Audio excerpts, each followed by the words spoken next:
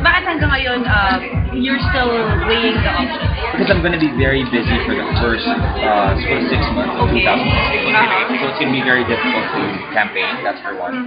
Second, I think the whole 2016 actually is gonna be very busy.